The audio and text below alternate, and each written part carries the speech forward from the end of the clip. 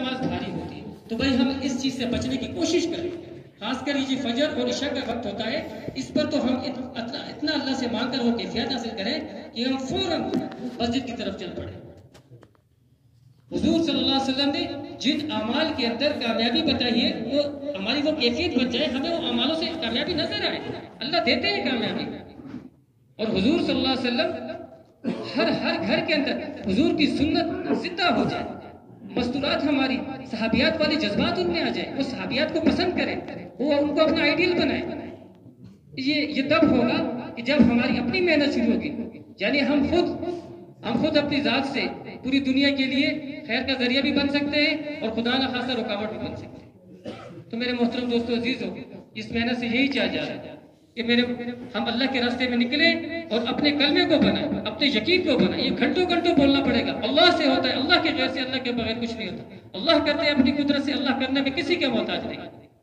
گھنٹوں اس بات کو بولنا، گھنٹوں ان باتوں کو سننا. حضور صلی اللہ علیہ وسلم کی تاریخ مبارک طریقوں میں چل کر کامیابی کا یقین حاصل کرنا، یہ اس محنت سے چاہا جا رہا ہے.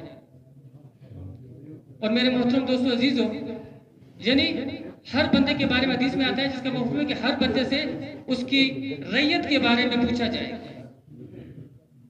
گھر والوں کو، شوہر کا بیوی سے، بیوی کا شوہر سے، یہ پوچھا جائے گا. تو ہم کوشش کر کے اپنے ارد گرد جو ہماری ریت میں جڑتے ہیں، ہم ان کا فکر کریں، ان کے اوپر محنت کریں، کوشش کریں.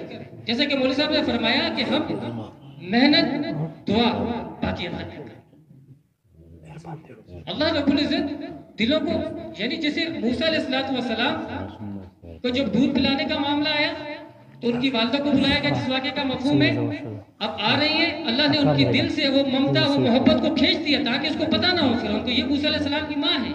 تو اللہ ہی دلوں میں محبت ڈالتے، اللہ ہی دلوں سے محبت نکالتے. میرے محترم دوستو عزیزو، اللہ رب العزت کی ذات بہت کریم ذات ہے. جب انسان رات کو اٹھ کے اور دو آنسو بہاتا ہے کہ اے اللہ بہت گناہوں کی زندگی گزری، اب تو معاف کر دے، اللہ اس کے دل کو ایسا ہلکا، ایسا صاف کر دیتے ہیں جیسے اسے محسوس ہوتا ہے کہ میں بھی نئی زندگی ملی مجھے. یعنی حضرت عمر رضی اللہ تعالیٰ عنہ کے دور میں واقعے کا مفہوم ہے، ایک گویہ تھا گانے کا، گاتے بوڑھا ہو گیا بیچارہ اور آستے وہ آواز بھی جانے لگی. تو وہ جا کر ایک جنگل میں بیٹھ گیا، بیمار ہو گیا.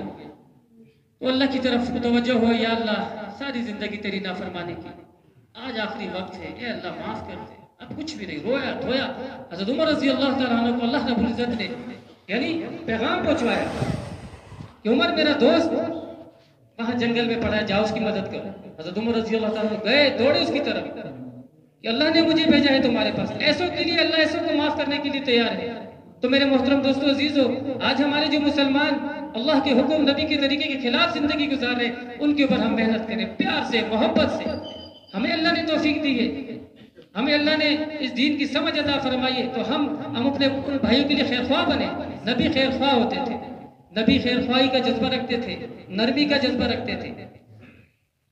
تو میرے محترم دوست عزیزو، اللہ رب العزت کی ذات عالی سے قوی امید ہے کہ اس محنت کے ذریعے سے ہدایت عام ہوگی. فوج در فوج اس محنت کے اندر لوگ داخل ہوں گے، الحمدللہ ہو رہے ہیں. لوگوں کی زندگیاں بدل رہی ہیں، لوگ نافرمانیوں کو چھوڑ کے فرما برداری کی زندگی گزار رہے ہیں.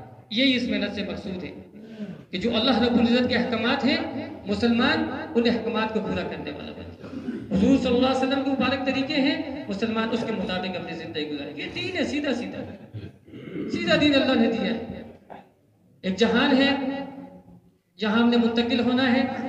جیسے صحابہ کے بارے میں آتا ہے، ایسا ایمان بن گیا کہ آپ صلی اللہ علیہ وسلم نے ایک لشکر کو بھیجا، اس کے قاصد کو بھیجا. وہ جب ان کو برچھا مارا گیا، برچھا لگتے ہی کہتے ہیں رب کعبہ کی قسم میں کامیاب ہو گیا. میں تو کامیاب ہو گیا، بہت پر کامیابی ان کو نظر آ رہی تھی. تو ہمیں بھی انشاءاللہ اس محنت سے بہت جا رہا ہے کہ ہمیں بھی ایسا اتنا ایمان بن جائے کہ ہمیں بھی کامیابی اعمال میں نظر آنا شروع ہو جائے. یعنی ایک صحابی کہتے ہیں کہ اور پہاڑ کے پیچھے سے جنت کی خوشبو آ رہی ہے. یعنی ان کی وہ صفات، وہ ان کے انوارات، وہ برکات اسی محنت میں موجود ہیں. لیکن اللہ سے مانگنا. حضور صلی اللہ علیہ وسلم کے ایسے وہ، یعنی ایک صحابی کے بارے میں آتا ہے کہ آپ صلی اللہ علیہ وسلم نے، ان کا ایمان اتنا تھا کہ فرمایا کہ جس کا مفہوم ہے کہ کل بارش نہیں ہوگی. اور ایک نجومی تھا، اس نے کہا کل بارش ہوگی، ایک واقعے کا مفہوم ہے، تو بارش ہوگی، لیکن ان کا ایمان اتنا مضبوط تھا، اشکال نہیں تھا ان کے اندر، وہ گھر سے پانی نکال رہے، کہتے ہیں بھائی اللہ کے نبی سچے، نجومی جھوٹا، اللہ کے نبی سچے، نجومی جھوٹا، یعنی وہ ایمان حضور صلی اللہ علیہ وسلم کی جو بتائے ہوئے اعمال ہیں انہیں بھی کامیابی ہے، ملے گی کامیابی، لیکن حضور کے طریقوں کے مطابق زندگی گزارنا اور حضور صلی اللہ علیہ وسلم کی اطاعت میں زندگی گزارنا۔ اور حضور صلی اللہ علیہ وسلم نے صحابہ کا رخ اللہ کے گھر کی طرف یعنی صحابہ فرماتے تھے ہم کبھی بھی کثرت سے نہیں جیتے، ہم تو اللہ کی مدد اور نصرت سے جیتے تھے، وہ اللہ کی مدد اور نصرت سے جیتے تھے، دعاؤں کے ذریعے سے، ان کی دعاؤں میں ایسی طاقت تھی